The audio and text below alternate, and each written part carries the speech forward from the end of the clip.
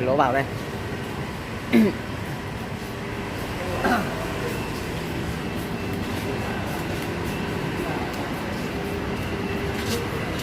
Lên trên này mua cái gì có đắt tiền đâu? Hả? Đắt á?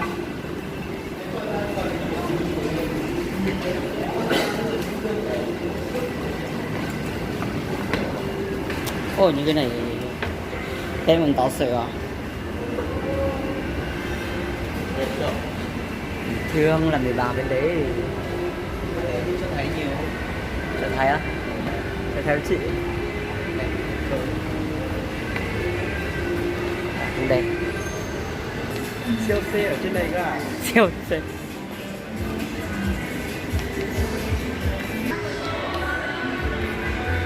Đông có sắp lại.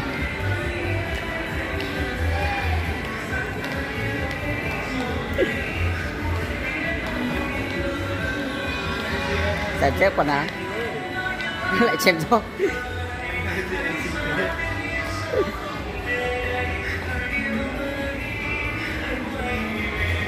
Thôi 2 tuần được rồi luôn. Đây là cái tuần.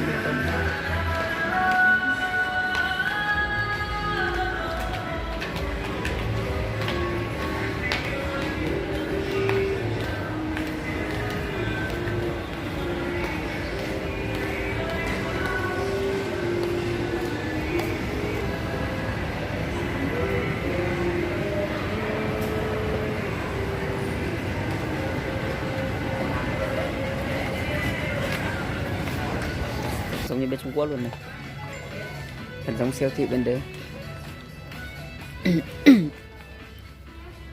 Có chắp lấy trong sách ở đây. Lên trên này thì mua cái gì về kỷ niệm đi nhỉ? Xem coi cái gì đẹp không? Chắc là chỉ là mấy trăm nghìn đó chứ đúng không? Cái trồng sách sơ đời chán đi tuột chán đi mà giống như là xanh suốt tê thế nào?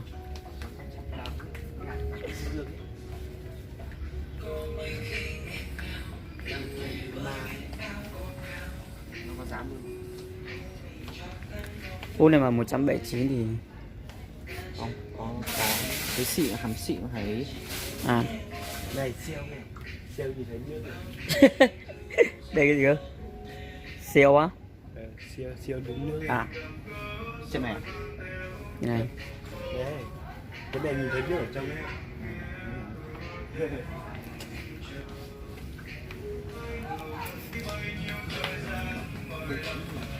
Một đô bao tiền? Mua đã 19.000. Mua được mình 19.000. Ăn kẹo không? Đi tìm có kẹo này ăn đi.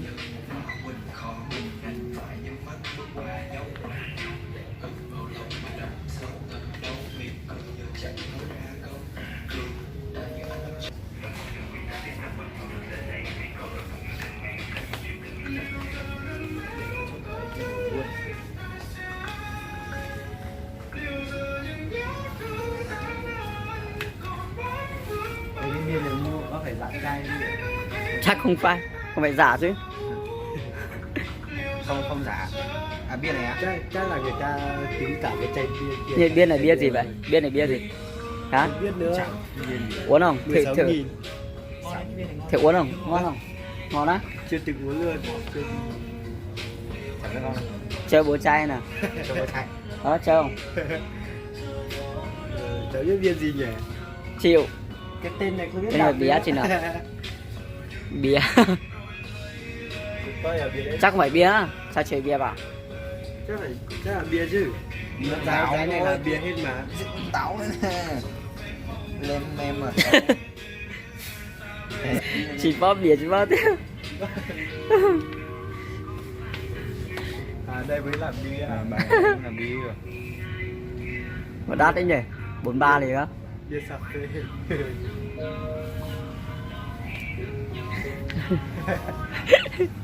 Ôi.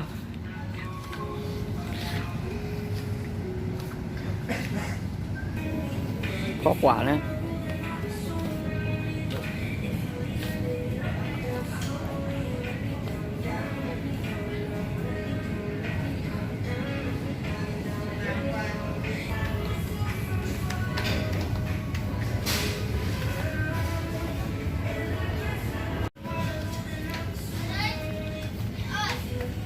chồng mà sẽ đợi trả nó bé tuổi xéo nhưng mà dùng câu chập đã nữa thì dùng câu nó mua nhưng mà giúp phụ nó xin tàu hành thế nào tàu lên tàu thế nào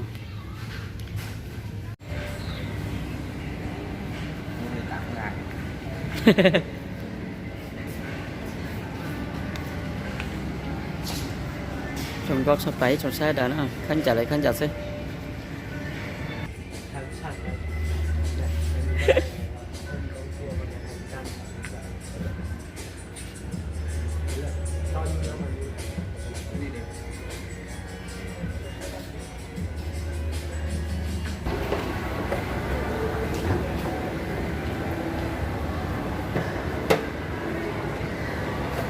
những càng sẽ sắp tới quá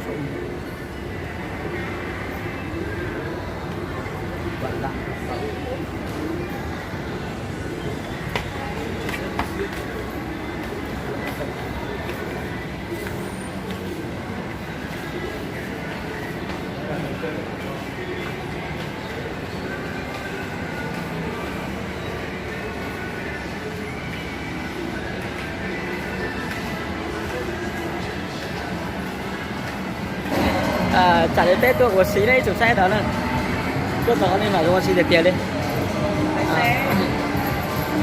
lái xe á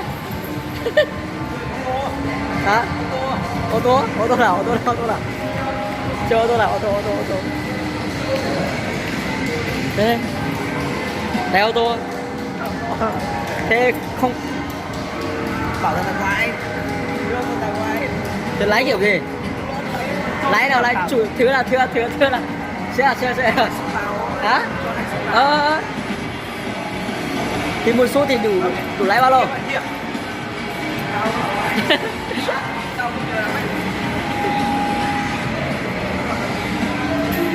ý chủ xe cho nó trả đến Tết và tôi xin em mà lo cho tiền ý chủ này chủ thì cái sai nữa trả đi Tết và lo trẻ tiền thế rồi thế là cha rồi có cả phanh à ôi ôi thằng này kém quá chán gì mà ôi ôi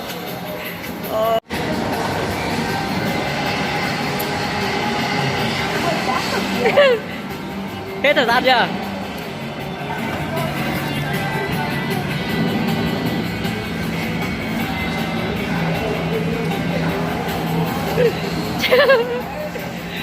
đi cha chị chưa à?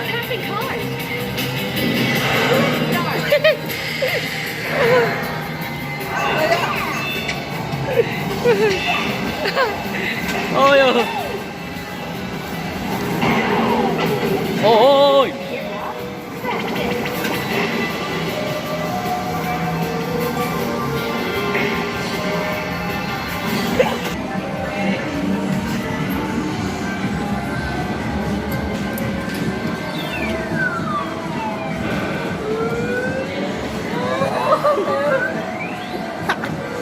Hết thời gian rồi. Hết thời gian rồi.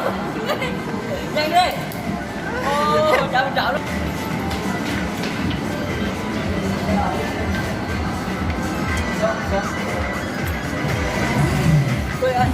Vươn. Chỉ biết bảo Hãy xuống. Cho vào. Rồi, ok.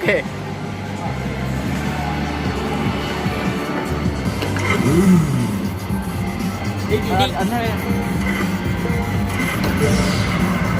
Chưa ạ?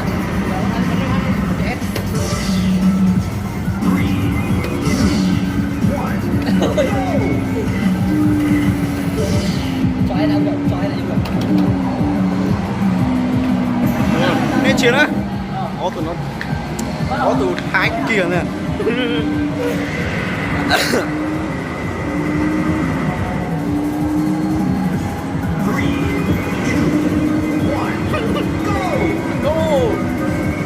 Ga đi.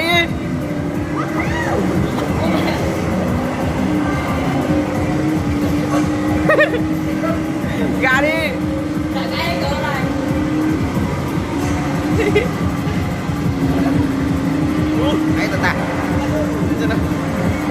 trồng xanh rồi đâu.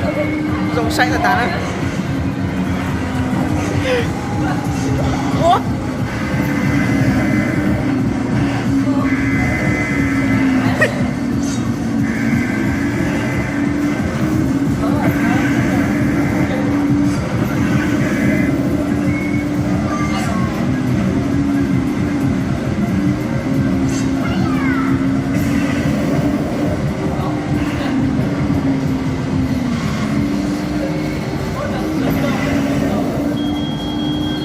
Đi đi.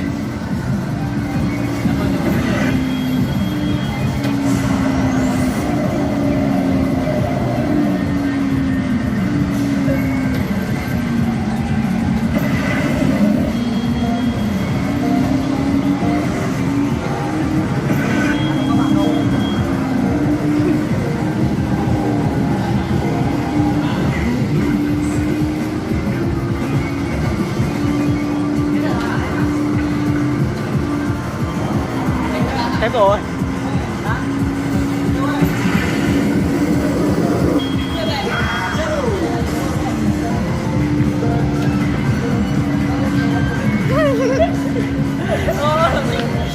Dạ cay là. Ấy trùng nè trùng gì cái này chả say sửa sao đời và tao chỉ có chính giá thế nào mà lộ rẻ tiền tiền á rồi sắp lá đủ sẽ sắp lại để xem giá trị kênh nhá ôi nó này bé tôi nhưng mà xí mà lộ rẻ tiền tiền đấy tại đây là một điện thải danh nữa nè tại đây lùi cho chi một là vì co với Thái Nguyên nhá đi trùng hết rồi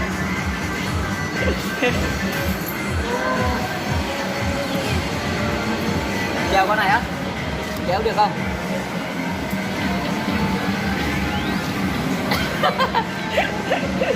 không kéo ra nữa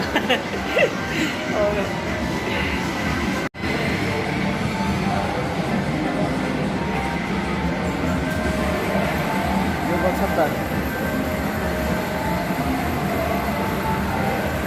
trong nhà chúng sẽ cái tiếp có nhiều sai sờ đời nó có thể này một có thể lò là có nhiều xí nữa để tôi thải danh mà tôi này lò nhiều xí nữa trong có sắp tới nữa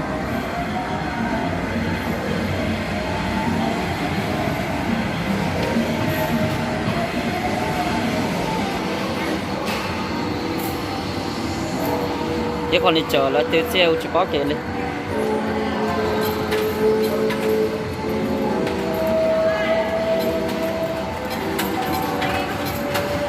em mua quay chưa thế về nữa nhỉ mua trà búa có tiền mua hả Xem cháu đi mua tỉnh mua ít đồ. Thế về Mua. trước đi em. mua đồ gì mua đồ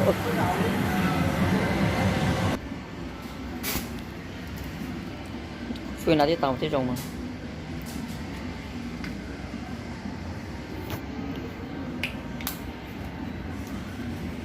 Có đi luôn á. đi chầu xe đã chắn là cháy là mù rồi đâu